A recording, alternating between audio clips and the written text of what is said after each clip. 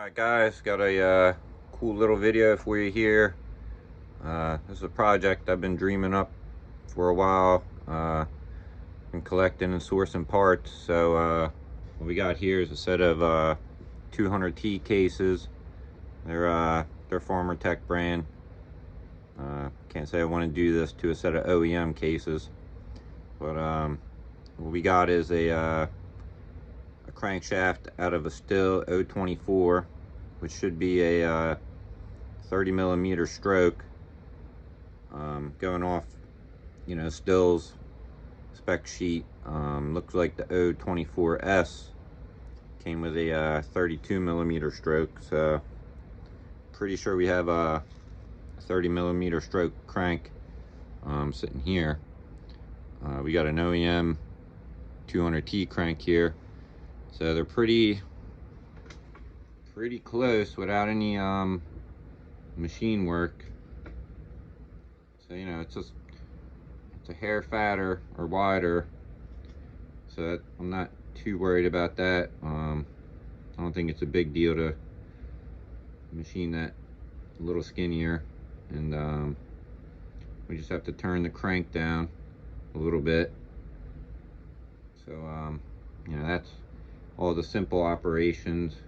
Where it's going to get tricky is the taper is a little different for the flywheels. So I haven't checked the 200T flywheel versus the 024 flywheel to see if I could just use that flywheel, but I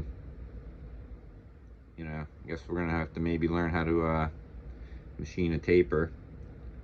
And on the PTO side,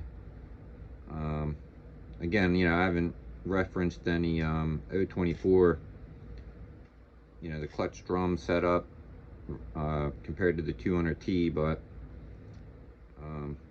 again, we could turn this down and machine the threads onto this crankshaft and just use all the 200T stuff, which would probably be the simpler bet. But gonna have to learn how to cut a reverse taper, or a reverse thread, excuse me.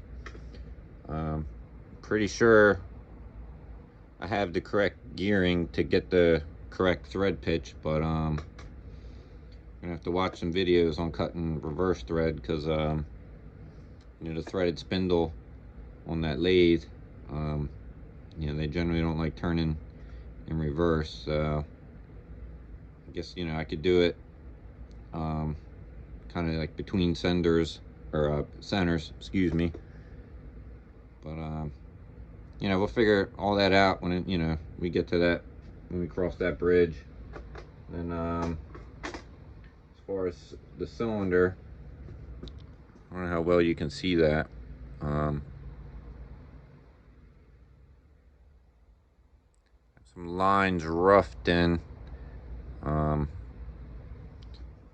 The cylinder's not that different from the 200T. I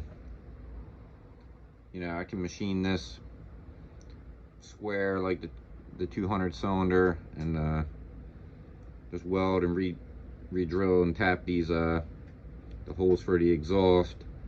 But my plan for the cylinder head, since the spark plug's clocked a little different on the 200T, or a lot different. I think I'm gonna get my buddy who sold me this lathe. He's a pretty good welder, to weld up. We'll just weld this plug shut and just cut it in, so we can get it inside of the fuel tank on a 200T. And I would like to be able to use all the OEM, get it to fit inside the OEM fuel tank and stuff. So that's all. I just wanted to share this project with you. I'm going to be working on it a little bit at a time. I'm not quite sure yet if I'm going to have to bore the inside of these cases. I mean, it fits in there, but you know, we'll see how much clearance I want to run it with.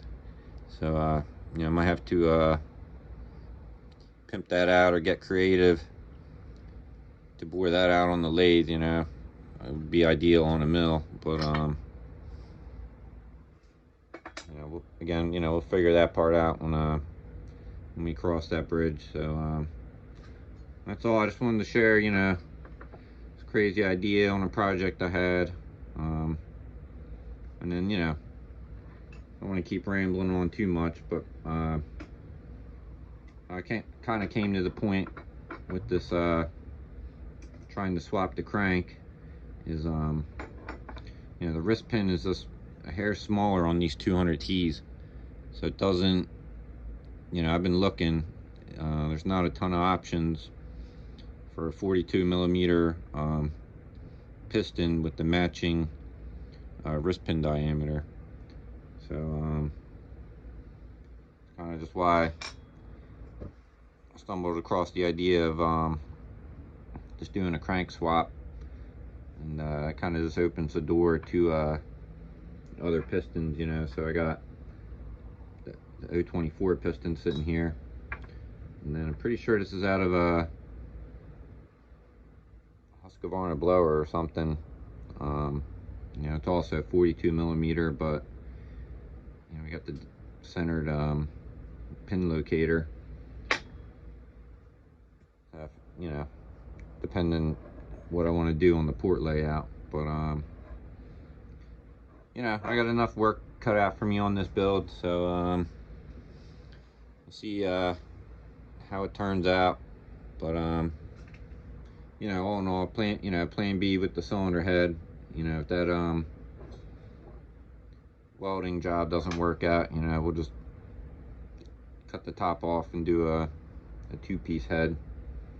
But that's all. I just wanted to share this with you guys. You know, we'll see when I get this finished. You know, it's definitely not going to happen overnight. Probably going to take me a little while to get this all wrapped up, but you know, I think it's a cool idea, something a little different. You know, I got some inspiration from a lot of these other builders.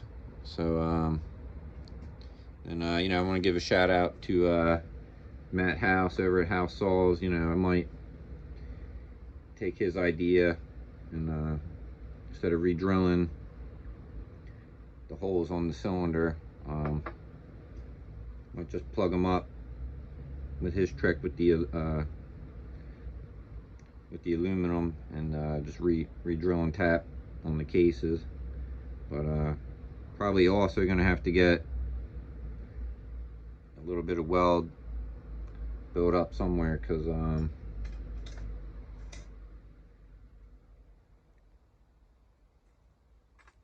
gonna be easy to show it on camera.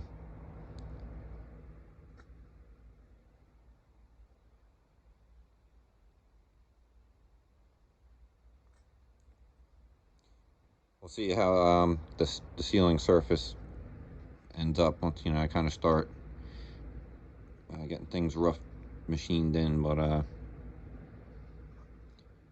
you know, it's like I said again, you know, it's going to take some work, but I think it's doable. So thanks for watching, and stay tuned for more.